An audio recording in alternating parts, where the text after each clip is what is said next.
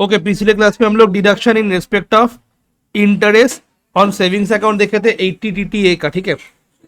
तो 80 टीटीए में तुम्हारा जो 80 टीटीए वाला है वो नॉट अ सीनियर सिटीजन है, ठीक है। Individual not a senior citizen.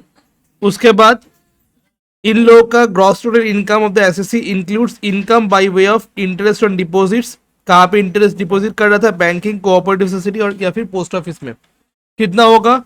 Interest on deposit in savings account और 10,000 विच एवर इज लोअर होने वाला है, ठीक है। अगर interest on post office savings bank account होता है, उस केस में क्या होता है तुम्हारा 3,500 in case of single account holder, and अगर दोनों अकाउंट होल्डर है तो 7,000 हो गया।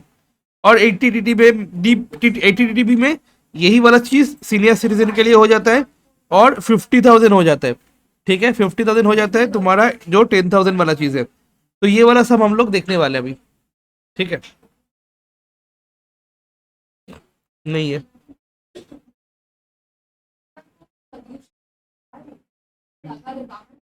ठीक है। चलो एक बार ये वाला क्वेश्चन लिख लो, पहले कॉपी कर लो। तो मेरे को एक बार बताओ, फर्स्ट यहाँ पे दिया हुआ है तुम्हारा टैक्सेबल इनकम फ्रॉम बिजनेस। तो ये इनकम फ्रॉम बिजनेस हो गया 8,60,000। उसके बाद इंटरेस्ट ऑन फिक्स डिपॉजिट, ये क्या हो गया तुम्हारा? Other source. ये इंटरेस्ट ऑन सेविंग्स अकाउंट, ये भी क्या हो गया? Other source. ये इंटरेस्ट पोस्ट ऑफिस है और खाली एक ही नाम पे 5,000। तो 5,000 में कितना रिडक्शन मिल जाएगा? 3,500 का, ठीक है। तो 5,000 माइनस 3,500, 1,500 खाली टैक्सेबल होगा, ठीक है। तो टोटल टैक्सेबल कितना हो गया? ये इनकम फ्रॉम बिजनेस है, ये तीनों तुम्हारा इनकम हो गया, ऐड कर दिए, ग्रॉस टोटल इनकम आ गया। अब तुमको 80 टीटीए में डिडक्शन मिल जाएगा in respect of savings bank interest and interest on post office savings bank account subject to maximum of 10,000। तो कितना था? 67,000 तुम्हारा एफडी का था, तो हम लोग कंसिडर नहीं करते। एफडी वाला थोड़ी ना है, 80 टीटीए में एफडी थोड़ी ना बोलते हैं, किस क्या बोलते हैं? Savings bank interest. तो सेविंग्स बैंक इंटरेस्ट कौन सा वाला हो गया? Interest on savings bank account 9,500 and post office वाला 1,500, दोनों मिला के कितना होता है? बोलो 11,000। बट मेरे को कितना डिडक्शन मिलने वाला है? ओनली 10,000 मिलने वाला है। क्लियर? तो 9,30,000 माइनस 10,000 9,28,000 होने वाला है। डन? जल्दी से बताओ, समझ में आ गया? ये कर लो एक बार फटाफट। Okay, next 80U। 80U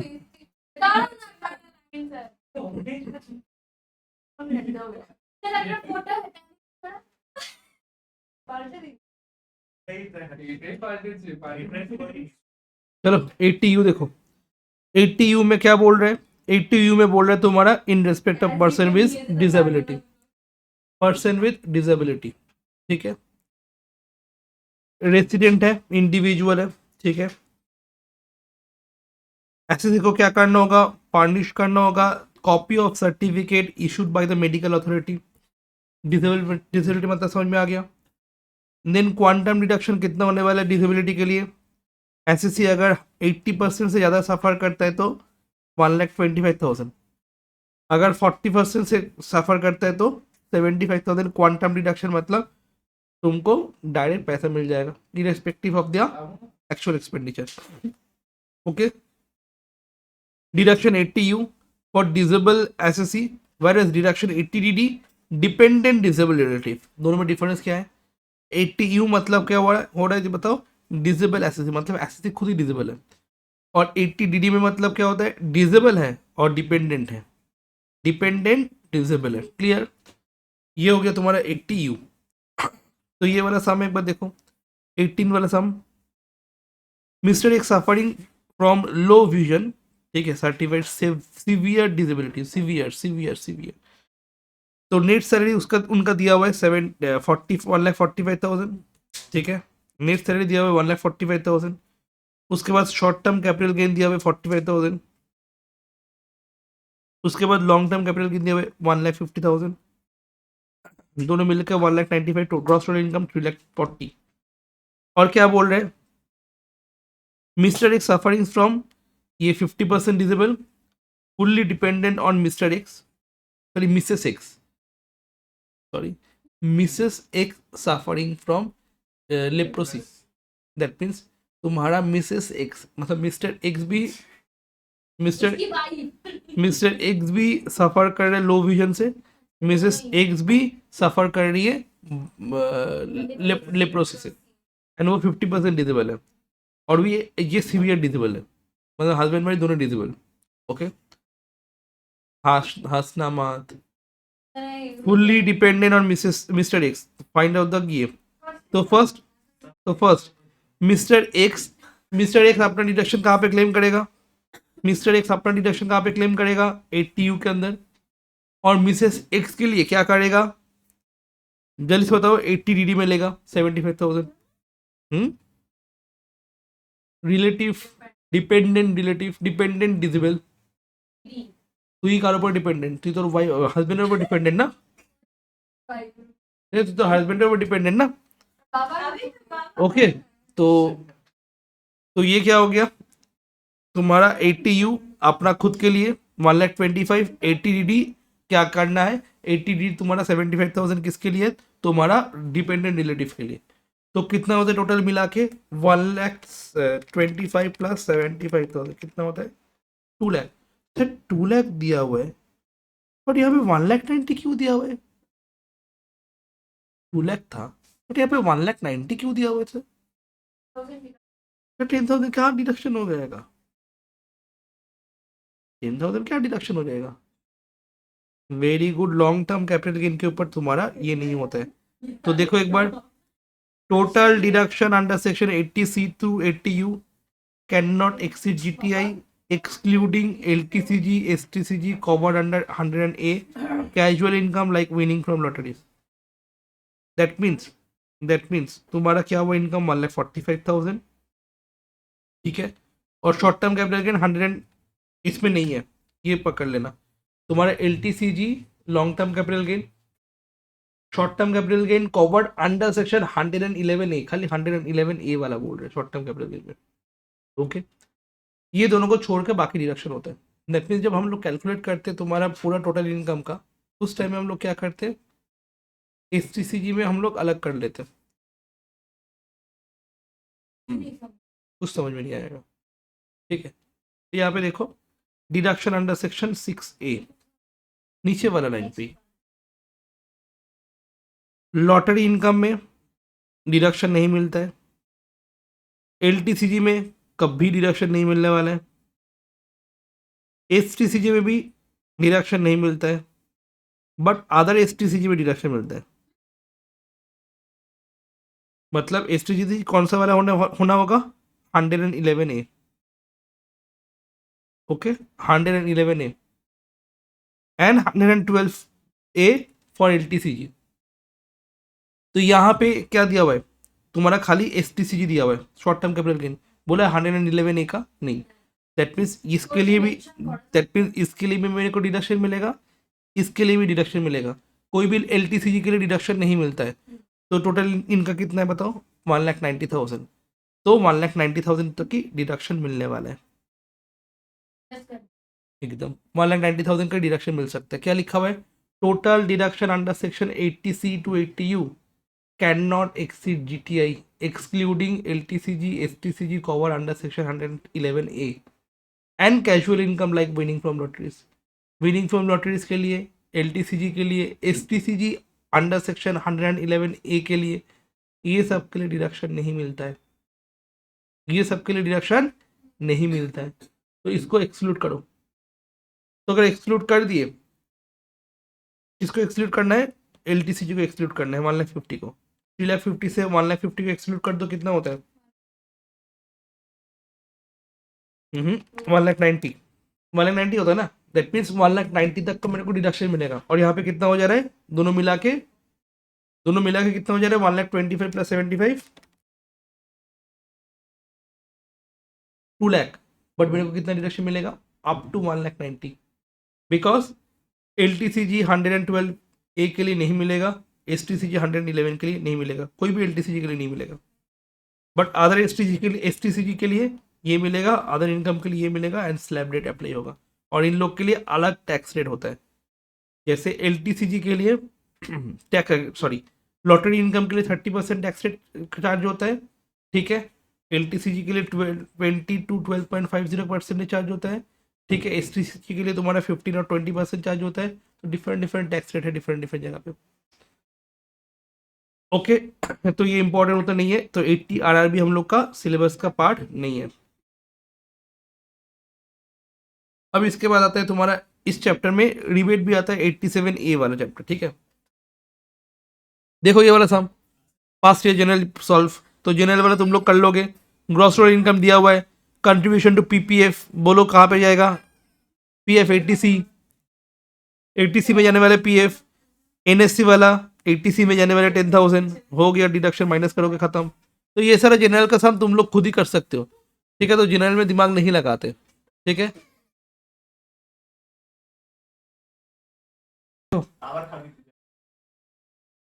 investment NSC 70,000, 80C वाला डिडक्शन बोल रहे हैं। लाइफ इंश्योरेंस प्रीमियम 2 लाख का 10% 20,000 और 22,000 whichever is lower 20,000। Invest in PPF 30, PPF का 30।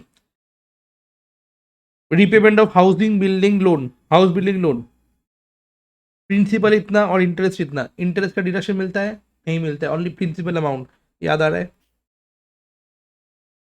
फिर हाँ, फिर accrued interest, last year interest हम लोग माइनस कर देते, याद है। तो क्वालिफाइंग अमाउंट कितना हो गया 1,67,000, बट 1,50,000 मैक्सिमम होता है 80C के लिए। क्लियर हो रहा है, 80C वाला डिडक्शन आ गया, समझे कि नहीं है, समझे। नेक्स्ट वन तुम्हारा ये वाला कौन सा वाला है बताओ, प्राइम मिनिस्टर नेशनल, एकदम ड्रॉट खड़ा। हाँ देखिए, नोटिफाइड टेम्पल क्लॉथ दिया है, अप्रूव यूनिवर्सिटी को दिया है, ग्रॉस इनकम दिया हुआ है तुम्हारा 3 lakh, repayment of life insurance premium बोला है 20,000, ठीक है। एक एक करके फर्स्ट डोनेशन, डोनेशन तो 80G वाला डोनेशन कहाँ पे होगा, डोनेशन टू प्राइम मिनिस्टर 100% होता है, डोनेशन टू खड़ा 50% होता है, सूखा अप्रूव यूनिवर्सिटी को दिया है फुल डिडक्शन मिलना है, ठीक है। इन काइंड में अगर दिया है तो डिडक्शन नहीं मिलते वाले, नहीं मिलता है। नोटिफाइड टेम्पल पर दिया है तो 50% होता है। तो 80G के लिए डिडक्शन कितने मिलने वाला है 36,000, ओके डन। ऐसे ऐसे करके करोगे, मतलब नीचे करके ऊपर में लिख दोगे, ठीक है। मेरा मेरा next one, payment to life insurance premium 20,000 policy 2 lakh का 10%, 20,000 20,000 ही हुआ 80C, ठीक है हो गया। और तुम्हारा यहाँ पे ग्रॉस इनकम 3 लाख दिया हुआ था, तो उससे हो गया सम, इजी है कि नहीं बताओ, ठीक है। नेक्स्ट जीटीआई का कुछ नहीं चाहिए, जीटीआई यहाँ पे है नहीं तो तुम्हारा उतना नहीं चाहिए हो तो ये तुम्हारा जो टेम्पल वगैरह है, टेम्पल के लिए जीटीआई चाहिए होता है, लिमिट लगा हुआ है ना, लिमिट लगा हुआ है ना। तो एडजस्टेड जीटीआई कितना है 10% एडजस्टेड जीटीआई 28,000, और टेम्पल में किया कितना किया, नोटिफाइड टेम्पल पे 30,000 किया था, है ना। हाँ 30,000 किया तो 28,000 तक ही मिलेगा, ये लिमिट लगा हुआ है ना नोटिफाइड टेम्पल पे, तो 28,000 मिलने वाला है। कैसे हुआ, एडजस्टेड जीटीआई तुम्हारा ग्रॉस टोटल इनकम से जो निकाल रहे हैं उसको छोड़ के बाकी सेक्शन, मतलब 3 लाख में से 20,000 निकाल दो, कितना होता है 2,80,000। तो 2,80,000 के ऊपर तुम्हारा कितना परसेंट होने वाला है 10% एडजस्टेड जीटीआई के ऊपर। तो जीटीआई क्या होगा, डिडक्शन अदर देन 80G, हाँ। और लिमिट कितना हो जाएगा 10% ऑफ एडजस्टेड जीटीआई। बात समझ में आया कि नहीं आया, चलो। इंस्टेड वाई सेल्फ एम्प्लॉयड, ठीक है। Gross income 1,80,000 self employed. उसके बाद रेंटेड हाउस में रहता है, 2,500 का रेंट देता है, ठीक है, सेल्फ एम्प्लॉयड। तो 80G वाला होता है अगर rent, okay use the word self employed 2000, तो 80 GG 5,000 per month 25% of adjusted GTI. जब जीटीआई कैलकुलेट कर रहे हैं तो 80G वाला माइनस होगा, एडजस्टेड जीटीआई कितना हो जाएगा 1,80,000 माइनस 5,000 दैट इज 1,75,000। उसके ऊपर 25%, ये 80 GG का है ना, 10% ही है, एडजस्टेड जीटीआई 10% ही है। ये वाला 80 GG में था 5,000 पर मंथ। उसके बाद मिनिमम लेना था तीनों में से कोई, 25% ऑफ एडजस्टेड जीटीआई और 10% ऑफ एडजस्टेड जीटीआई, मतलब rent paid minus 10% of adjusted GTI, rent paid minus 10% of adjusted GTI. ये 80 GG में लिखा हुआ था। तुम लोग अगर भूल जाते हो तो क्या कर सकते हो बताओ, ठीक है। तो यहाँ पे आ जाएगा तुम्हारा 12,500, 43,750, दोनों तीनों में से कौन सा लोअर है 12,500, तो 12,500 का डिडक्शन मिलने वाला है। और यहाँ पे क्या दिया हुआ था, prime minister national relief fund में दिया हुआ था, तो ये तुम्हारा 80G में जाने वाला है। वाइल कैलकुलेटिंग 80G, ठीक है, we don't consider 80G for adjusted GTI. While calculating 80GG, we don't consider 80GG for calculation of adjusted GTI. Adjusted GTI कहाँ पे लगता है, जहाँ पे लिमिट लगता है 80G में, और एडजस्टेड जीटीआई कहाँ पे लगता है 80GG में, सब जगह पे, मतलब खाली एक ही जगह पे रेंट पेड वाला पोर्शन है, ठीक है। अगर तुम ऐसे करके यहाँ से पढ़ोगे जो पहला ही दिया हुआ है, ठीक है, तो तुम्हारा ऑटोमेटिकली हो जाता है, ठीक है। रिवेट वाला बात नेक्स्ट वाला जब चैप्टर करेंगे उसमें कवर कर देंगे रिवेट का। समझ में आ रहा है कि नहीं आ रहा है, ऐसे करके बाकी सारा साम्स है, ठीक है। देखो यहाँ पे फिर से 80C,